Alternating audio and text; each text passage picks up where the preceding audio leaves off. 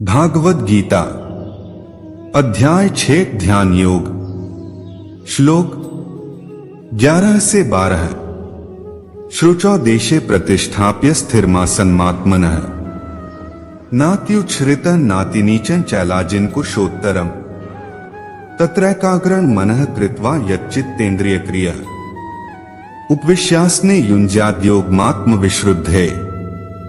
भावार्थ, योगाभ्यास के लिए योगी एकांत स्थान में जाकर भूमि पर कुशा बिछा दे और फिर उसे मृगछाला से ढके तथा ऊपर से मुलायम वस्त्र बिछा दे। आसन न तो बहुत ऊंचा हो न बहुत नीचा, यह पवित्र स्थान में स्थित हो। योगी को चाहिए कि इस पर दृढ़ता पूर्वक बैठ जाए और मन, इंद्रियों तथा कर्मों को वश में करते हुए तथा मन को एक बिंदु पर स्थित करके हृदय को शुद्ध करने के लिए योगाभ्यास करे।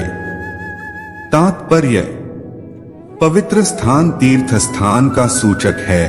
भारत में योगी तथा भक्त अपना घर त्याग कर प्रयाग, मथुरा, वृंदावन, ऋषिकेश तथा हरिद्वार जैसे पवित्र स्थानों में वास करते हैं और एकांत स्थान में योगाभ्यास करते हैं, जहां यमुना तथा गंगा जैसी नदियां प्रवाहित होती हैं। किंतु प्रायः ऐसा करना सबों के लिए, विशेषतया पाश्चात्यों के लिए संभव नहीं है।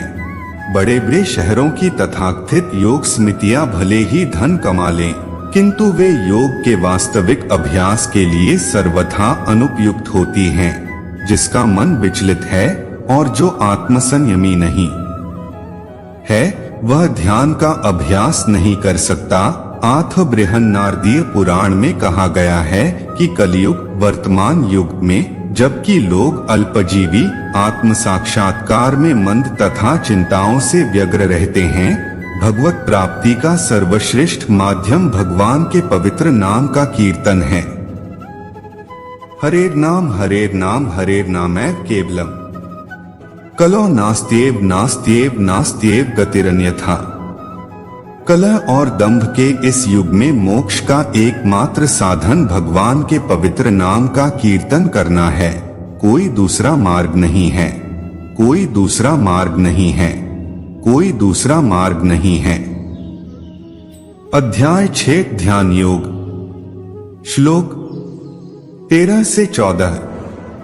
समकायशिरो ग्रीवं धारयन् नचलं स्थिरः संप्रेक्ष्य नासिकाग्रं स्वं दिशश्चान्वलोक्यन् प्रशांतात्मा विगतभीर्ब्रह्मचारिव्रते स्थितः मनः संयमय मच्चितो युक्त आसीत् मत्परः।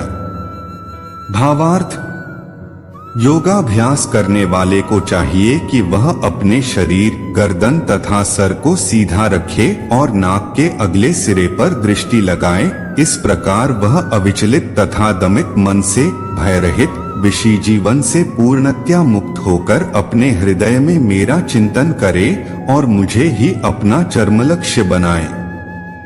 तात्पर्य: जीवन का उद्देश्य कृष्ण को जानना है, जो प्रत्येक जीव के हृदय में चतुर्भुज परमात्मा रूप में स्थित हैं। योगाभ्यास का प्रयोजन विष्णु के इसी अंतर्यामी रूप की खोज करने तथा देखने के अतिरिक्त और कुछ नहीं है।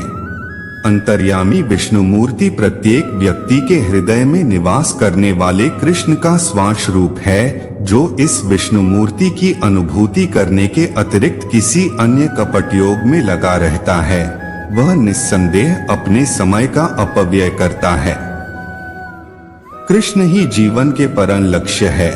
हृदय के भीतर इस विष्णु मूर्ति की अनुभूति प्राप्त करने के लिए ब्रह्मचर्य व्रत अनिवार्य है। आथ मनुष्य को चाहिए कि घर छोड़ दे और किसी एकांत स्थान में बताई गई विधि से आसीन होकर रहे। नित्य प्रति घर में या अन्यत्र मैथुन भोग करते हुए और तथाकथित योग की कक्षा में जाने मात्र से कोई योगी नहीं हो जाता। उसे मन को संयमित करने का अभ्यास करना होता है और सभी प्रकार की इंद्रिय तृप्ति से, जिसमें मैथुन जीवन मुख्य है, बचना होता है। महान ऋषि याज्ञवल्क्य ने ब्रह्मचर्य के नियमों में बताया है: कर्मणा मनसा वाचा सर्वावस्थासु सर्वदा सर्वत्र मैथुनत्यागो ब्रह्मचर्यं प्रचक्षते। सभी कालों में, सभी अवस्थाओं में तथा सभी स्थानों में मनसा वाचा कर्मणा मैथुन भोग से पूर्णतया दूर रहने में सहायता करना ही ब्रह्मचर्य व्रत का लक्ष्य है। मैथुन में प्रवृत्त रहकर योगाभ्यास नहीं किया जा सकता। इसीलिए बचपन से जब मैथुन का कोई ज्ञान भी नहीं होता, ब्रह्मचर्य की शिक्षा दी जाती है। 5 वर्ष की आयु में बच्चों को गुरुकुल भेजा जाता है, जहां गुरु उन्हें ब्रह्मचारी बनने के दृढ़ नियमों की शिक्षा देता है। ऐसे अभ्यास के बिना किसी भी योग में उन्नति नहीं की जा सकती, चाहे वह ध्यान हो या कि ज्ञान या भक्ति। किंतु जो व्यक्ति विवाहित जीवन के विधि विधानों का पालन करता है और अपनी पत्नी से मैथुन संबंध रखता है, वह भी ब्रह्मचारी कहलाता है। ऐसे संयमशील ब्रह्मचारी को भक्ति संप्रदाय में स्वीकार किया जा सकता है, किंतु ज्ञान तथा ध्यान संप्रदाय वाले ऐसे गृहस्थ ब्रह्मचारी को भी प्रवेश नहीं देते। उनके लिए पूर्ण ब्रह्मचर्य अनिवार्य है।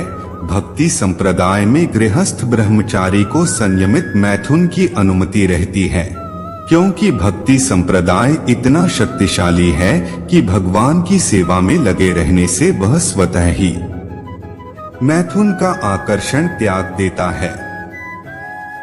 भगवद गीता में कहा गया है, विषया विनिवर्तन्ते निराहारस्य देहिन रसवर्ज रासोप्यस्य परं दृष्ट्वा निवर्तते। जहां अन्यों को विषय भोग से दूर रहने के लिए बाध्य किया जाता है, वही भगवत भक्त भगवद रसास्वादन के कारण इंद्रिय तृप्ति से स्वतः विरक्त हो जाता है। भक्त को छोड़कर अन्य किसी को इस अनुपम रस का ज्ञान नहीं होता। विगत भी यह पूर्ण कृष्ण भावना भावित हुए बिना मनुष्य निर्भय नहीं हो सकता। बद्ध जीव अपनी विकृत स्मृति अथवा कृष्ण के साथ अपने शाश्वत संबंध की विस्मृति के कारण भयभीत रहता है। भगावत में कथन है, भयं द्वितीयाभिनिवेशतः स्याद् ईशाद्पेतस्य विपर्ययो स्मृतियः।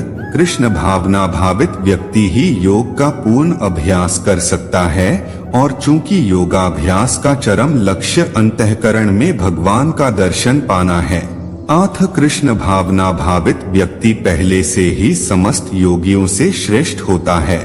यहाँ पर वर्णित योग विधि के नियम तथाकथित लोकप्रिय योग समितियों से भिन्न हैं। हरे कृष्णा।